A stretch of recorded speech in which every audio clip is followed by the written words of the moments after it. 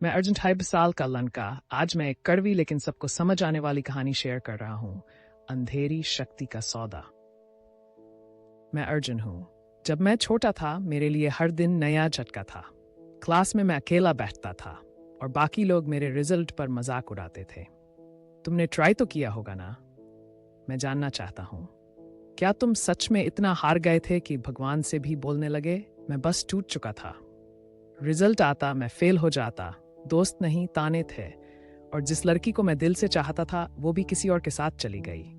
उसी रात मैं रोते हुए मन ही मन बोला, भगवान, अगर मेरी किस्मत बदल सकती है तो मैं कोई भी कीमत चुकाने को तैयार हूँ। मैं अंधेरी शक्ति हूँ। मैं उसी कीमत वाले वाक्य में तुम्हारी खिड़की खोलकर बैठ गया था। मैं मानता हूँ मैं डर गया था। अमावस्या की रात, घना जंगल, बारिश, बिजली की गड़गड़ाहट, और मैं एक पुराने खंडहर मंदिर तक पहुंच गया था। मैं वहीं निकला काले धुएं में। मैं गूंजकर पूछा, तुम्हें दुनिया की हर सफ्ता चाहिए? मैंने डरते डरते कहा, हाँ, मुझे सब कुछ चाहिए, क्योंकि मेरे पास उम्मीद के अलावा कुछ बचा ही नहीं था। मैंने शर्त बताई, मैं तुम्हें शक्ति दूंगा, लेकिन बदले में धीरे धीरे तुम्हारी आत्मा मेरी हो जाएगी। मैं यहाँ थोड़ा रुक कर समझना चाहता हूँ, क्या तुमने वाकई बिना सोचे हाँ कर दी थी? मैंने सोचा और फिर भी मैं हाँ बोल बैठा। मैं इतना चाहता था कि मेरी आंखों में डर से ज्यादा सपना था। फिर काला धुआं, और मैं महसूस करने लगा कुछ मेरे अंदर समा रहा है। अगले दिन से मेरी जिंदगी पलट गई।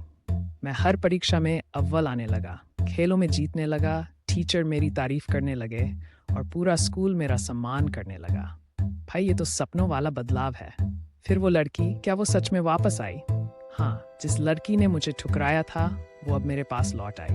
मैं पहली बार देखा गया, कद मिला और सब तालियां मेरे लिए थीं। मैं सोचता था, देखो, मैंने कीमत चुका दी है, अब खुशी की बारी है। लेकिन मुझे नहीं पता था कीमत का असली हिसाब बाद में आता है। मैं इंतजार करती हूँ। मैंने तुम्हारी सफलता के पीछे अपना हाथ पकड़ रखा था। तुम जितना ऊपर गए मैं उतना अंदर बढ़ी। कई साल बाद मैं बहुत बड़ा बिजनेसमैन बन गया। आलीशान बंगला, महंगी गाड़ियां, करोड़ों। लोग लाइन लगाते थे। लेकिन हर रात जब मैं आईने में खुद को देखता, मेरी परछाई मेरी नहीं लगती थी। जैसे वो मुस्कुरा रही हो, जैसे वो मेरी जगह अपना दावा कर रही हो। और फिर मैं आईने में देखी। मैंने कहा, यह सब मेरी वजह से है और अब तुम मेरे हो। ये सुनकर मेरी रूह सिहर गई। मतलब जीत तुम्हारी नहीं थी, बस तुम्हारा इस्तेमाल हो रहा था। हाँ, मैं समझ गया। सफलता दिखती थी पर मेरे अंदर का मैं धीरे धीरे गायब हो रहा था। मैं अघोरी गुरु हूँ।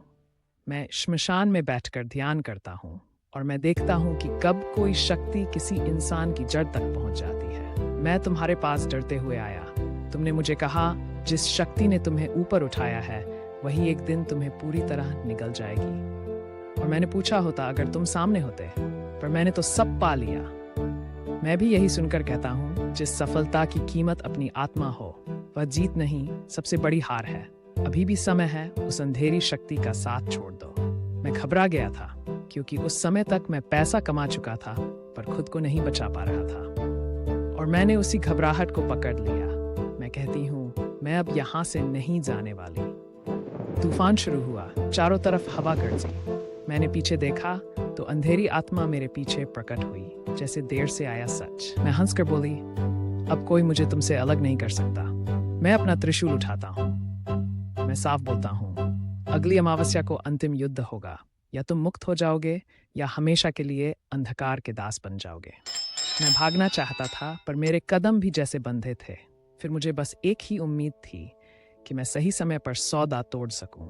मैं यहीं रुकता हूँ, लेकिन एक सवाल छोड़ता हूँ, क्या तुम भी कभी सब कुछ पाने के चक्कर में अपनी अंदर की आवाज बेचते हो? मैं अब समझ गया हूँ, सफलता की नहीं, आत्मा की कीमत जानना जरूरी है। और टेक्स्ट सामने, भागदू जल्द आ रहा है।